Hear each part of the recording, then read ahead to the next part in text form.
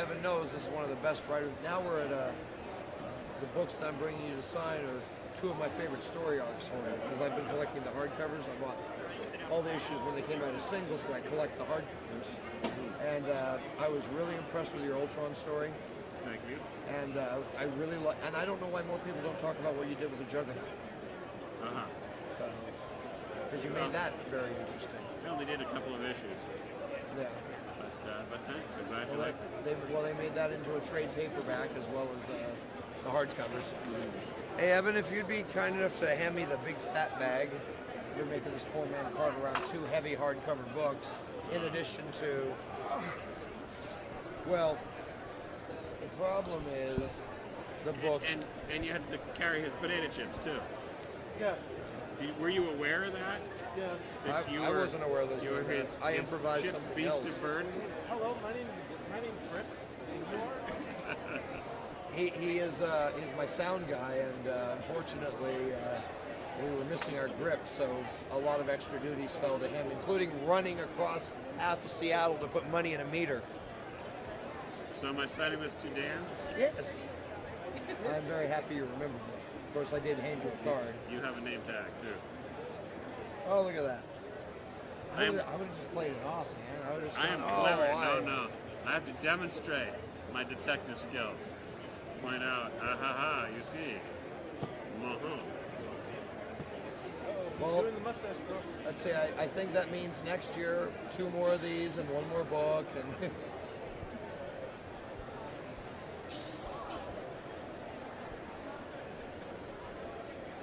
so you got the upcoming projects, and it's more than one. Yeah. Can you tell me what company it's with? No. Wow. Yeah. Are you coming back? Are you going to fix them? Fix my Avengers. Bendis broke them. At the moment, I'm more focused on doing creator-owned stuff. I have one remaining work-for-hire contract, and that's to do a project called Batman Creature of the Night, which is a follow-up to Superman's Secret Identity. Okay. It's not actually a sequel, it's sort of a thematic sequel. Now, did you write Superman Secret Identity Yes. as well? And I did that with Stuart Immonen, and now we're doing, I'm working with John Corleone, and we're doing a similar kind of project, but it's Batman focused. Now, is that one secret? No, that one's just not scheduled. It's taken years to do so far. It'll probably take another couple of years before we're close to done. What was it, 20 years to get the Avengers Justice League crossover? Yeah, this maybe not quite so long. So it'll feel a little better because your friend George Perez was going crazy on that one. I mean, he drew an issue that then got scrapped. Yeah. But so the other stuff I'm working on is all creator-owned materials, which that I built from the ground up myself, and they're simply not ready to be announced. Well, I've got the first Astro City graphic novel. So what can you tell me about my second one? Well, let's see. You got the first one, which will be Life in the Big City. Yeah. The second one, chronologically, is Confession, and there are people who think that that's the best story in the series.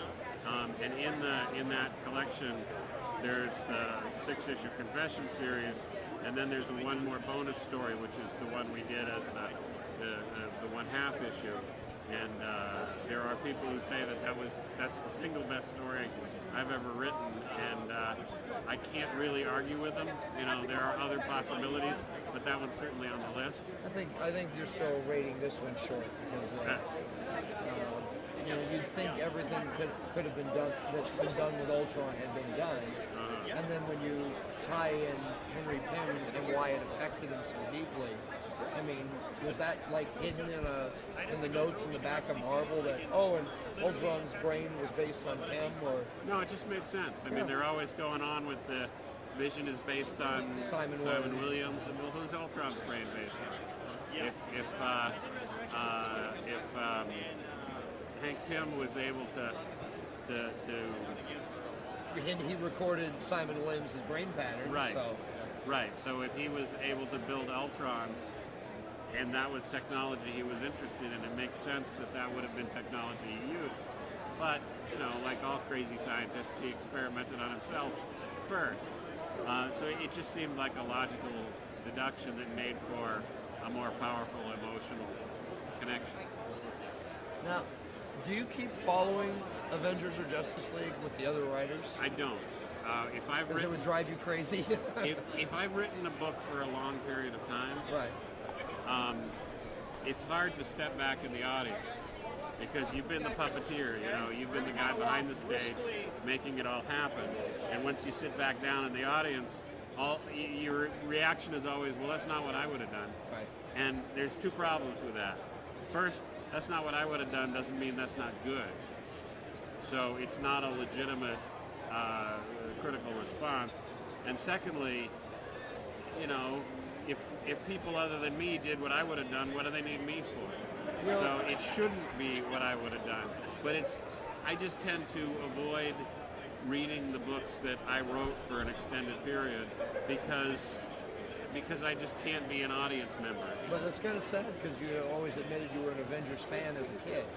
Well, there's lots of other books out there that I can read. No, there's You know, I didn't have a chance to be I didn't have a chance to be a Saga fan when I was a kid. What saga? Saga, it's coming out from Image by Brian Vaughan and Fiona Staples. Fantastic book. You know, there's lots of terrific books out there that didn't exist when I was a kid, so I got plenty to read. And you know, if the price of, you know, reading Avengers regularly is not having written it for 5 years, I'll take having written it for 5 years. I'm happy to have done